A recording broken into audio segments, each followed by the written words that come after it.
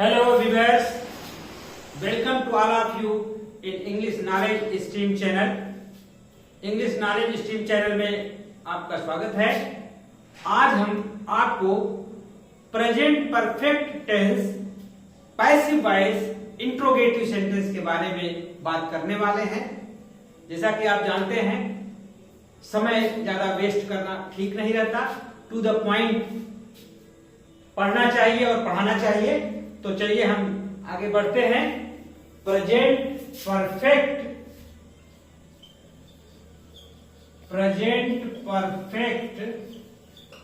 Tense और passive voice है, passive voice और interrogative sentence.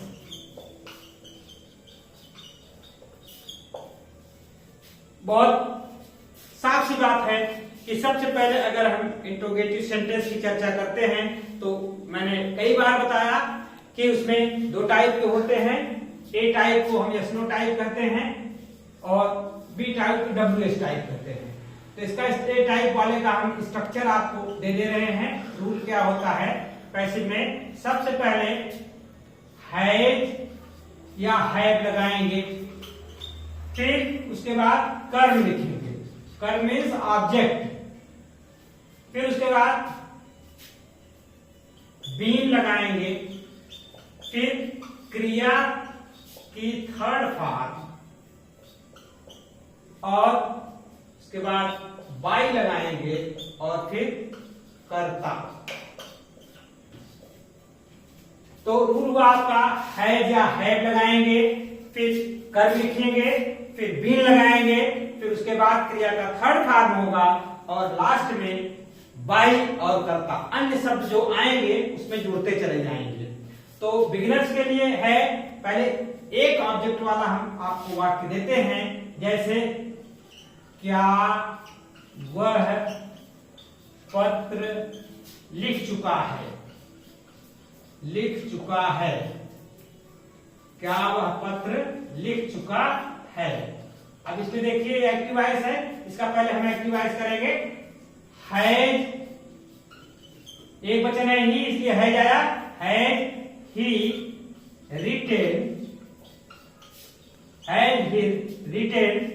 The letter, has he written the letter. अब यहां पर ये एक्टिव वॉइस है, एक्टिव वॉइस एक्टिव। और जब हम इसको पैसिव बनाएंगे तो पैसिव का रूल फॉलो करेंगे। हैज में से एक लगाएंगे। अब यहां लेटर देख रहे हैं, लेटर है तो लेटर हैज लगेगा। अब यहां पर मैंने आपको बताया था हैज ये सब्जेक्ट है, तो ये सब्जेक्ट के लिए हैज ही है। अगर एक वचन है तो हैज ही इस्तेमाल होगा। और यहां पर लेटर भी एक वचन है, इसलिए यहां पर हैज हो गया इसमें से। फिर ऑब्जेक्ट लेंगे, हैज द लेटर, फिर उसके बाद बीन लगाएंगे, हैज द लेटर बीन। क्रिया का थर्ड फॉर्म राइट का रिटन थर्ड फॉर्म में ऑलरेडी है, इसलिए रिटन ही है, हो जाएगा has the letter been written. अब बाई लगाएंगे, बाई लगाने के बाद कर्ता का जो रूप होता है वो कर्म के स्थान पे जाएगा, तो ही का हिम हो जाएगा और इस क्वेश्चन मार्क लग जाएगा और ये पैसिव हो गया। तो इस तरह से आप और भी उदाहरण दे सकते हैं, जैसे क्या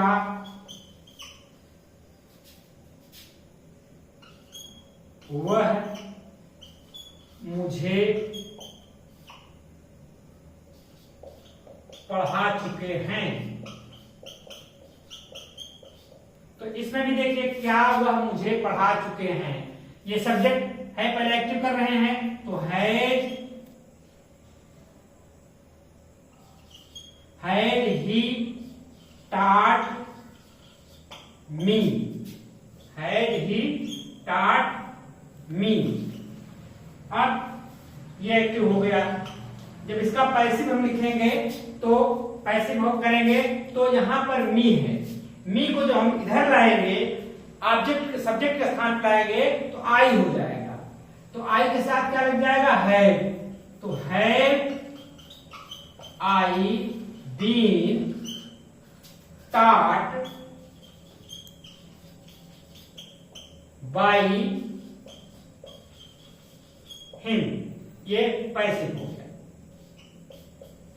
ध्यान दीजिए, जब इंट्रोगेटिव निगेटिव आएगा तो इंट्रोगेटिव निगेटिव में हम अगर एक्टिव वॉइस है तो सब्जेक्ट के बाद नॉट लगाते हैं, और जब पैसिव वॉइस है तो ऑब्जेक्ट के बाद नॉट लगाते हैं। आप इसको नोट कर लीजिए, हम फिर आपको नेक्स्ट रूल बताते हैं। अब हम इसको क्लीन करते हैं और आप इसको नोट कर लीजिए, स्क्रीनशॉट ले लीजिए। दूसरा रूल जो है present perfect tense passive voice का इंट्रोगेटिव सेंटेंस का, वो है बी टाइप का जो है कह लिया जाए तो WH टाइप का उसका जो स्ट्रक्चर है, रूल है, जो सबसे पहले लिखेंगे क्वेश्चन वर्ड, यानी प्रश्न सूचक शब्द लिखेंगे पहले, उसके बाद लिखेंगे हैज या हैव, हैज या हैव लिखेंगे, फिर कर्म लिखेंगे, फिर उसके बाद बीन लगाएंगे, उसके बाद क्रिया का थर्ड पार्ट, क्रिया का थर्ड पार्ट, फिर बाई, और लास्ट में कर्ता और क्वेश्चन मार्क लगाएंगे। तो ये रूल है। अब इसको हम उदाहरण के माध्यम से समझेंगे। जैसे वह भोजन कहां बना चुकी है,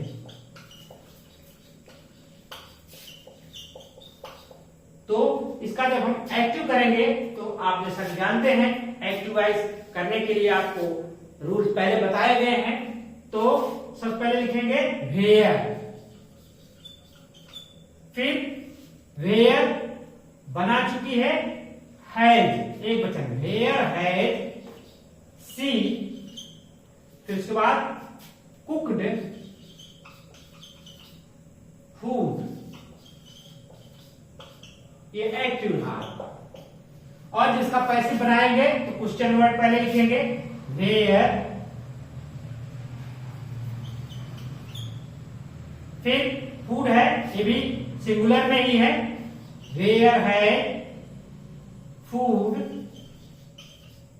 बीन, बीन लग गया, फिर उसके बाद कुक का थर्ड पार्ट कुकड ही है, कुकड बाई हर। ध्यान दीजिए, ये बड़े सिंपल सेंटेंस हैं। आप बेसिक स्ट्रक्चर सीख जाएं, उसके बाद जो वर्ड्स एक्स्ट्रा आते जाएंगे, एडजस्ट होते जाएंगे, बट बेसिक स्ट्रक्चर जो है ऐसे ही रहेगा। अब एक उदाहरण और लेते हैं। लड़के मैच कहां खेल चुके हैं,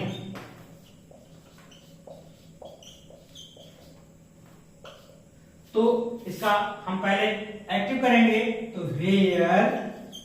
ध्यान दीजिए, एक्टिव में बॉय सब्जेक्ट के अनुसार अकॉर्डिंग टू सब्जेक्ट यहां हैव का प्रयोग होगा। एक्टिव में देखिए सब्जेक्ट के अनुसार लग रहा है where have the boys played the match.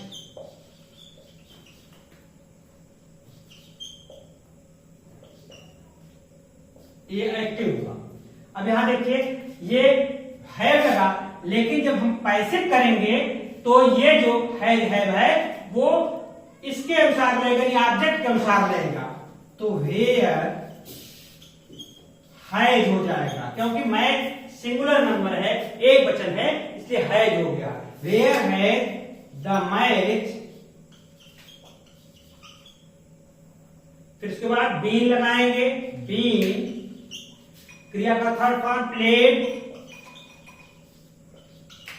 By the boys. ये पैसिव।